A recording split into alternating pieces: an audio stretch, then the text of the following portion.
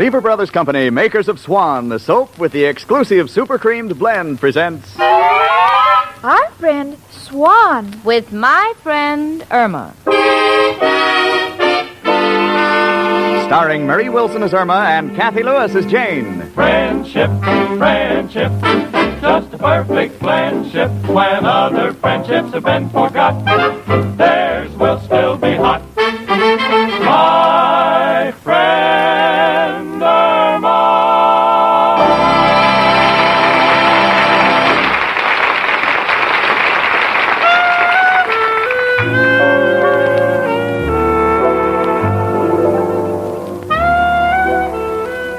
Living with Irma Peterson is a great education. You never know what you're going to learn next. For instance, the other evening when I came home, Irma had rolled up our carpet and placed it on the bed. So, naturally, I said, honey, why did you put the rug on the bed? And Irma said, I read that a carpet wears longer if it has a nap.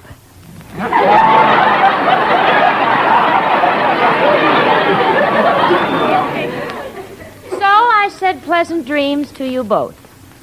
You see, I understand Irma because she takes everything literally. For instance, someone told her a man's home is his castle. So when she and Al get married, she wants an apartment with a drawbridge. But then right now I'm much too happy to worry about Irma's shortcomings because on this lovely Saturday morning, little Jane Stacy got herself a raise. So I'm going to celebrate by taking Irma to a matinee this afternoon. She should be at her desk in Mr. Clyde's office.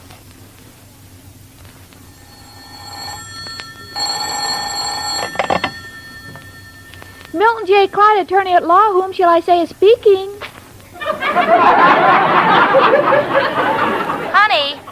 Honey, it's me. It's me, Jane. Oh, hello, Jane. Gee, you sound tired, sweetie. What's the matter? I've been typing all morning. My feet are killing me. I don't understand. Well, you know that bell that rings when you get to the end of a line? Well, I keep thinking there's someone at the door. I've been getting up every 10 minutes. Yeah. All right, honey, I'll take it up with the Remington people. Irma, I have good news for you. We're going to the theater this afternoon to celebrate because Richard just gave me a raise. Oh, Jane, I'm so happy for you. Gee, I can't understand why Mr. Clyde doesn't give me a raise. Well, honey, maybe it's because your spelling is so bad. Oh, my spelling is getting better. Remember how I used to spell Philadelphia with an F? Yeah, I remember. But I know that's wrong. It's PHF. You know, Irma, it isn't only a secretary's work that gets a girl a raise. It's learning to anticipate the boss's needs, you know, seeing that he gets the things he wants most. Oh, but that won't get me a raise, Jane. Why won't it? Mr. Clyde always says what he wants most is a new secretary. No, honey. What I mean is, well, now take the things that I do for Richard, for instance. When he hasn't got time for his personal shopping, I try to help him. I buy his cigars and handkerchiefs, and once in a while I get him a necktie. Can't you think of anything Mr. Clyde needs? Well, I think he'd like some eyeglasses because every time he talks to me, he wants to know if I'm all there.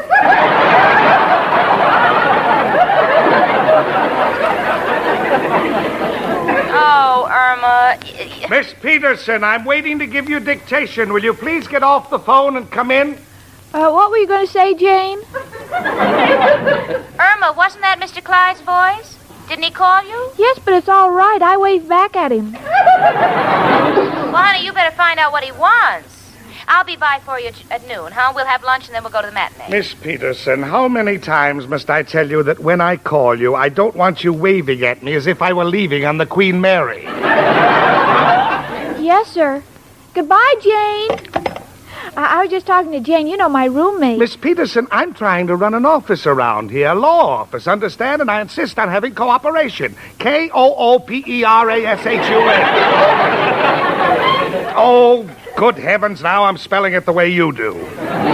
Just get your notebook and come into my office right away. All right.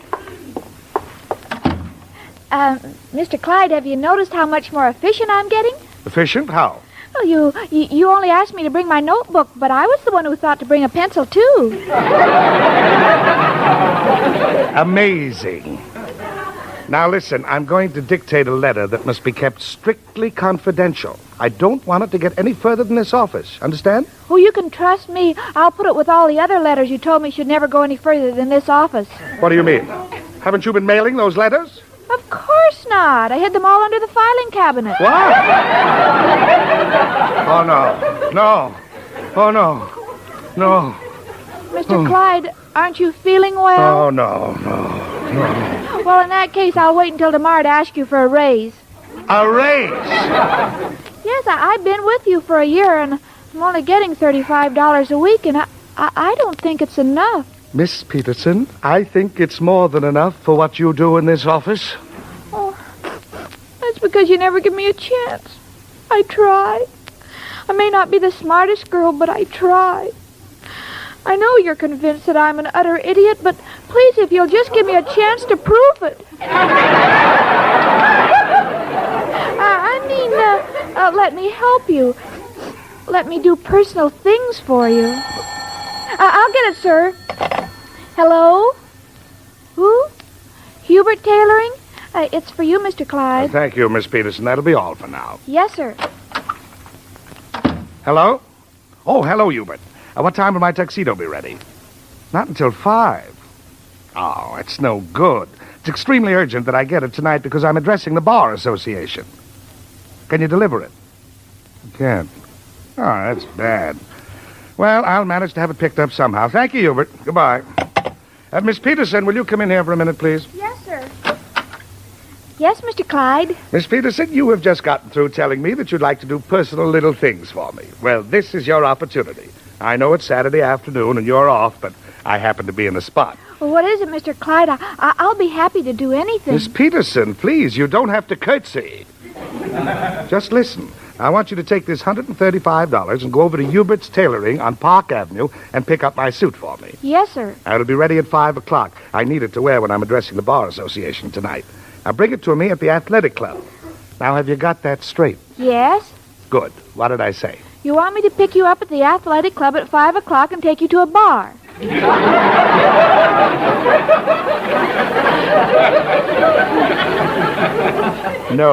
No, Miss Peterson. Just pick up my suit. Here's the money. Oh, now I've got it straight. I'll pick up the suit at 5 o'clock and bring it to the athletic club. Fine. Mr. Clyde, do you think I'm doing doing a thing like this might help me get a raise? We shall see. I've got to run along now. Please don't let me down, Miss Peterson. Goodbye. You can trust me. Gee, I better count the money. 10, 20, 40, 80, 100, 135. Hi, honey. Oh, hello, Jane. Hey, where'd you get all that money? Well, I have to pick up Mr. Clyde's suit at the tailor's at 5. Oh, gee, honey, you won't be able to go to the theater with me. I know, Jane, but this may lead to a raise. Yeah, that's right, honey. A job's a job. What play are you going to see? Streetcar named Desire. Well, I don't mind missing it so much. I think if you've seen one streetcar, you've seen them all. Hello, Jane. Hiya, chicken. Hi, Al. Hello, Al, honey. Just dropped by to take you out to lunch. Oh, by the way, Jane, I just remembered I owe you $2. I'd like to pay you now if you can cash my unemployment check. Yeah. All right, Al, I'll cash it. Here you are. It's all endorsed. So I see. Al, what's the idea of that gold star next to your name? Got it for never being late. Well, chicken, what are your plans for this afternoon? Well, I was going to the theater with Jane, but I can't because I have to work. On Saturday afternoon? Yes, Al. Well, don't worry, chicken. Your working days are only temporary. Pretty soon, little Al will look after you. Oh, sure. Sure, just as soon as one of his deals comes through, like painting noodles gray and selling them for rubber bands. Great provider. I'll see you tonight, Irma. Good night, Al. You know, she's a little more snooty than usual today, chicken. How come? Well, she got a raise, Al, and I'm going to get one, too. You are? What happened? Well, Jane does personal things for Richard, and now I've got my chance to do personal things for Mr. Clyde. I'm picking up a suit for him at Hubert's Tailoring at 5 this afternoon. Well, how'll that get you a raise? Well, when you do little things like that for your boss, you're indispensable. Chicken, that's the wrong approach. A messenger boy does the same thing. That man is treating you like you're nothing. Running errands will get you no place. It's the personal touch that counts. Personal touch? Well, that's what Jane said, but that's what I'm doing. No, chicken. Knew a fella named Sam. Worked for a big corporation. Was getting nowhere. Then Sam decided to use the personal touch. And one morning, he started coming in and slapping the boss on the back. Well, gradually, the boss's back started caving in. Before you knew it, Sam was head of the company. But Al, this is an important errand. After all, Mr. Clyde entrusted me with $135 to pay for the suit. Chicken, I repeat, what you're doing a messenger boy could do. But we can change this entire thing into a golden opportunity for you. How? Have seen the type of suit your boss wears? Nothing. No class. Got it. We'll show you how to get in real good with your boss. You not only get him a better suit, but you also save him money. Then he'll know that you're not only a great secretary, but also have a shrewd mind. But Al, do you think I can fool him like that? Only with my help. Well, what do you suggest, Al, honey? Do not go to Hubert's. We'll spend the afternoon shopping and pick up a real bargain. Al, the suit has to be extra special because he's going to wear it when he speaks before the Bar Association tonight. Chicken know just what he needs for the Bar Association. No one has had as many lawyers around him as I have. Leave it to me. When I'm finished with your boss, you will be starting on a new career. Oh, Al, you're a darling. You know, sometimes I feel so empty inside, and then you put ideas in my head, and it feels solid again.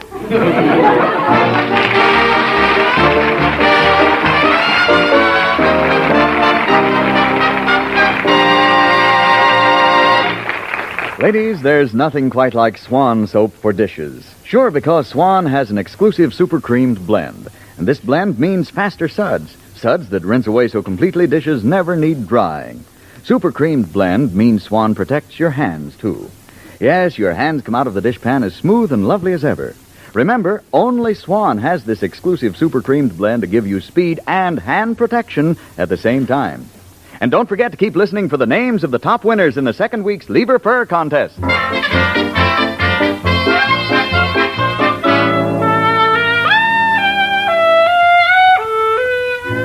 Well, I just got home from seeing A Streetcar Named Desire. Since everything here looks quite normal, I know that Irma hasn't been here yet. You see, Irma uses a code to let me know what she's doing. For instance, if I come home and I find a cup of coffee and a pair of shoes on the pillow, that's to let me know she couldn't sleep because she had coffee, so she's gone for a walk. Hello? Hello. Is Irma Peterson there? No, she's not. This is Jane Stacy, her roommate. Who's this? This is Mr. Clyde. Oh, yes, Mr. Clyde. What can I do for you? Miss Stacy, do you know where Irma is? No. The last I saw of her, she was going to pick up a suit for you. Well, it's 5 o'clock, and I just called Hubert's, and she hasn't picked it up yet. Oh, well, I'm quite sure she will. Well, I hope so, because I'm in a steam bath now, and I set my other suit of clothes to be clean, and I cannot address the Bar Association with the proper dignity in my shorts. You understand? Well, Mr. Clyde, if Irma said she'd pick up your suit, her word is as good as gold. Goodbye. And this explains why they've devaluated the franc. Oh, where on earth could Irma be? Irma!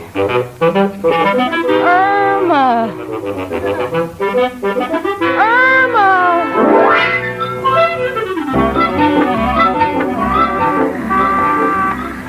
Al, it's 5 o'clock, and we still don't have a suit for Mr. Clyde. Maybe we ought to pick it up at Hubert's. Chicken, nothing ventured, nothing gained. I've saved the best for the last. This is a place they tell me is real classy. Let's go in. Yes, and what can I do for you? We'd like to see some suits. Certainly, for your husband. No, my husband and I aren't married yet. I mean, this is for someone else. All right, now, what did you have in mind? Could you describe the gentleman? Yes, he has gray hair, belongs to the Bar Association, and he's married. You think he ought to have pleats? Please, chicken.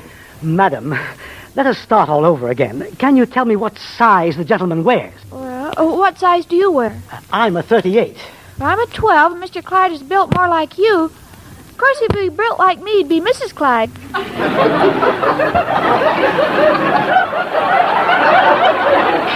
Madam, there are other customers waiting. Chicken, let me handle it. See, I'll have to take the initiative myself. Friend, have you got a suit something like the one I've got on?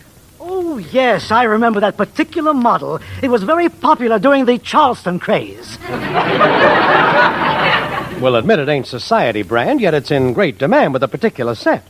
Notice it's very snug, yet an ace will go up the sleeve without touching the lining. Please, I wish you'd decide that there are other customers waiting. Wait a minute. See the one we need. That brown herringbone with the triangular checks. What are you asking for it? $100. What are you taking for it? 50. Sold for 35. Thank you. I'll wrap it up.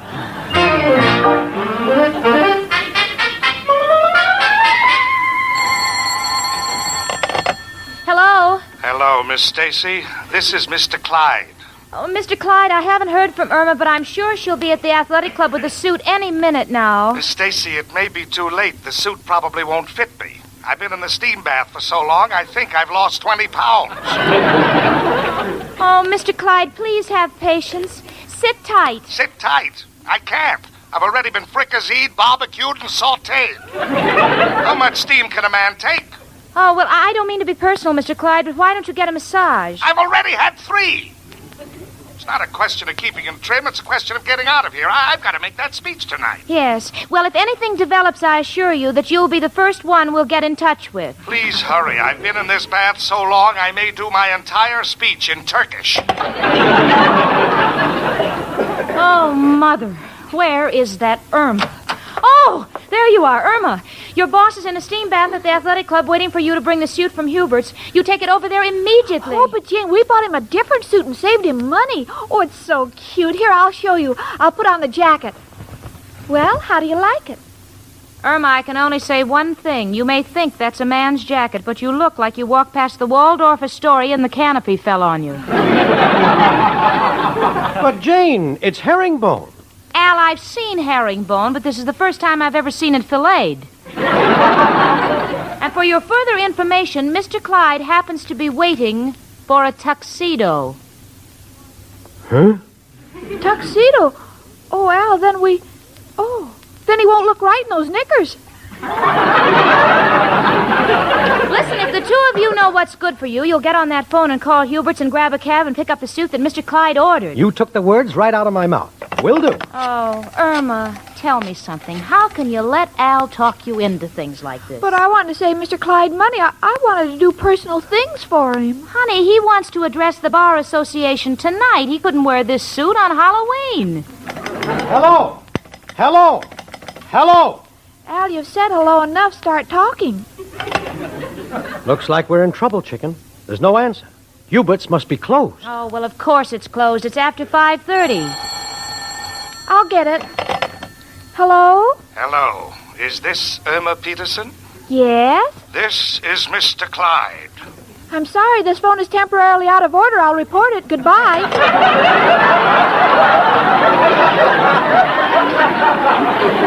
Oh, no. Irma, now you're through and you'll lose your job. But, Jane, we're only trying to save him money. Sweetie, if you don't get him his suit or a reasonable facsimile, you'll be in real trouble. Now, let's think. But all the stores are closed. I know. Chicken, when you're under pressure like this, there's only one man who can help us. Oh, Al, that's ridiculous. Who, Al? Who else but...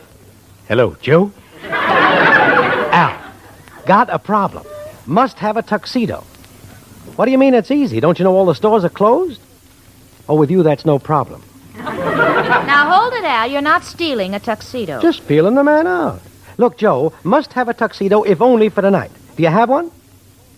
Oh, you loaned yours to Honest Louis. Yeah, but I thought... Oh, no, Joe, we can't dig him up just for that. Al, will you quit talking to Joe? Let's rent a tux, huh? Thanks, Joe, but must check other angles. So long. Oh, dear. Now, let me think. Where can we get a tuxedo at this time of night? Irma, I just can't understand you. Now, don't pick on me, Jane. I admit I'm not perfect. Oh, honey, when you say you're not perfect, it's like Jesse James admitting he's not a choir boy. Oh, Irma, that poor man is waiting. Your job is right out of the window if we don't get him a tuxedo. Come in. It's only me, Professor Kropotkin. Hello, Janie and Irma, my two little daffodils. One a little dilly, one a little daffy. Professor, You're wearing a tuxedo. Certainly. On Saturday nights at the Gypsy Tea Room, it's strictly formal. We even leave the tails on the fish. Why do you ask? Well, I was supposed to pick up a tuxedo for my boss, and there was a little mistake, and the place is closed, and I may lose my job. Got an idea. Professor, could you loan us your tux just for tonight? It'll sure help Chicken. Oh, Al, we can't ask the professor for his tuxedo. He needs it for his work. No, please, Jenny. I'm the better judge of that. If my little Irma's in trouble, I must help her. So if it helps Irma, she can have the tuxedo. So I don't go to work tonight. After all, money isn't everything. What kind of a stupid saying is that? Yeah, but your job, Professor... Oh, who cares? After all, am I indispensable? So someone else will read fortunes. Someone else will wash dishes. Someone else will wait on tables. Someone else will play the violin. Someone else will wash the floor. Someone else... You know something? I'll be glad for the vacation. I've been working too hard. Gee, that's just wonderful of you, Professor. It may save Irma's job. Gee, Professor, I sure appreciate it. Anything for you, my darling. Al, come upstairs. If you'll excuse the expression, to my room. I'll take the tuxedo off, and you can take it to Irma's boss. Okay. Oh, wait a minute. The professor's a much thinner man than Mr. Clyde. Not anymore. Mr. Clyde's been in that steam room too long.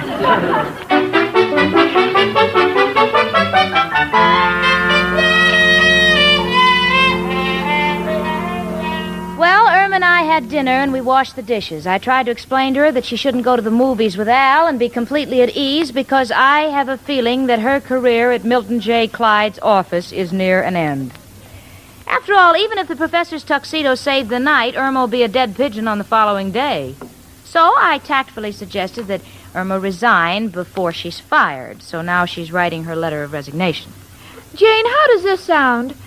Dear Mr. Clyde, inasmuch as I don't expect to be with you much longer because we don't see eye to eye, I would like to ask a favor of you. If anyone ever asks for a reference on me, please remember you're describing a lady and don't say anything. Regards, your ex-secretary, Irma Peterson. Come in. Good evening, Miss Peterson. I was in the neighborhood, so I decided to drop in and tell you something. Now, just a minute, Mr. Clyde. There's no need to be sarcastic. Irma's realized her mistake, and she's ready to resign, and I won't let you abuse her. Abuse her? I've come here to give her a raise. A raise? What do you mean? That tuxedo you gave me. I was making my speech before the Bar Association, and it was getting duller by the minute. They were all falling asleep on me. I was mortified. Suddenly, I raised my hand to make an emphatic gesture, and the shirt front lit up and said, "Fortunes read 50 cents."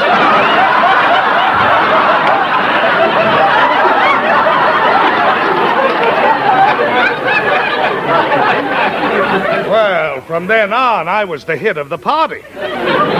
And believe me, any secretary who can anticipate her boss's predicaments is certainly worth more than $35 a week. Oh, Mr. Clyde, do you mean you're going to give me a raise? Yes. What do you think you're worth? Well, I'm getting $35 a week now.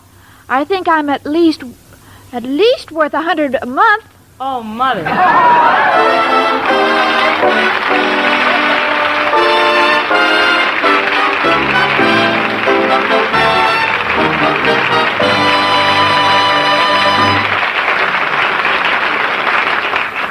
Folks, later I'll give you the names of the top winners in the second week of the $100,000 Lever Fur contest. But first, listen. This may be your last chance to win a beautiful mink coat. This is the last week of these exciting contests. You have only until March 14th to get your last entries in the mail. So hurry. Here's all you do. In 25 words or less, tell why you like any one of these 6 Lever products. Lux Flakes, Lux Toilet Soap, Lifebuoy, Rinso, Spry, or Swan Soap. Enclose a wrapper or box top from one of these with your entry. Remember, the contest is subject to rules on the entry blank at your dealers. There are still 329 prizes. Yes, wonderful prizes like these. 1 $3,000 mink coat, 3 $1,000 fur coats, 5 fur jackets, each worth $500, as well as 320 other prizes of valuable furs and cash. But now, here they are, top winners in the second week's Lever Fur contest. First prize, Mrs. Scott J. Hinch, 534 Riverside Drive, Piqua, Ohio. You win a gorgeous $3,000 mink coat or the cash. Congratulations, Mrs. Hinch. And here are the names of the second prize winners. You each win a beautiful $1,000 fur coat or the cash. Mrs. Clarence Egan, 2610 First Avenue North, Leeds, Alabama. Mrs. Helen Walker Lyman, 8809 Southwest Bertha Beaverton Highway, Beaverton, Oregon. Mrs. George Meslins, 7364 Maryland Avenue, University City, 5, Missouri. Congratulations to you all. The other 325 winners of valuable furs and cash will be notified by mail. And remember, folks, it's not too late to enter. You may be wearing a luxurious $3,000 mink coat. So send your entry right away to Lever Fur Contest, Box 1, New York City. That's Lever Fur Contest, Box 1, New York City.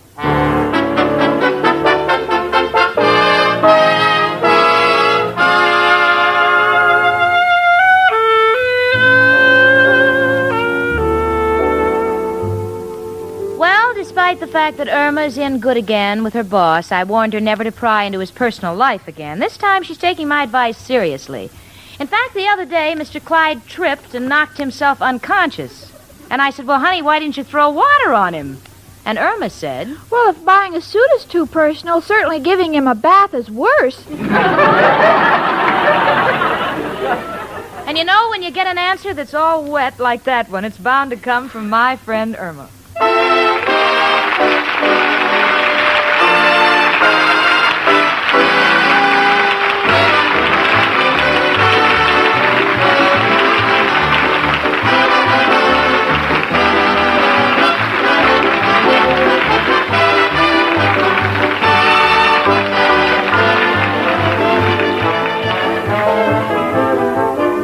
My Friend Irma, presented by Swan, another fine product of Lever Brothers Company, was produced and directed by Cy Howard. Tonight's script was written by Cy Howard and Park Levy. Folks, next Monday evening, listen again to Our Friend Swan with My Friend Irma.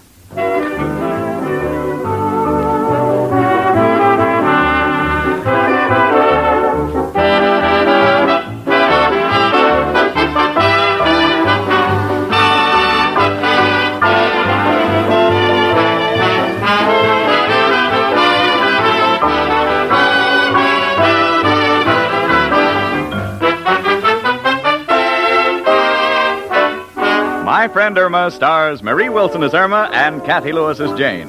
The part of Professor Kropotkin was played by Hans Conried. Frank Bingman speaking. Spry. Cakes are light and high. Spry. There's a reason why. Spry. Cakes improve with Spry. Rely on Spry. Yes, there's a reason why Spry is the cake-making wonder. Spry has an amazing cake improver secret.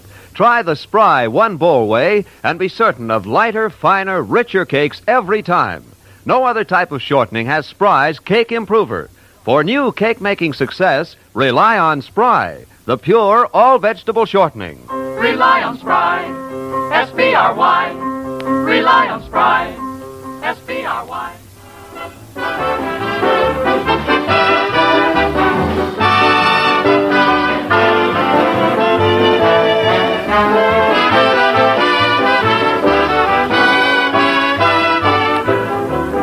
Tune in next week 1 hour earlier and listen to the Lux Radio Theater, immediately followed by My Friend Irma.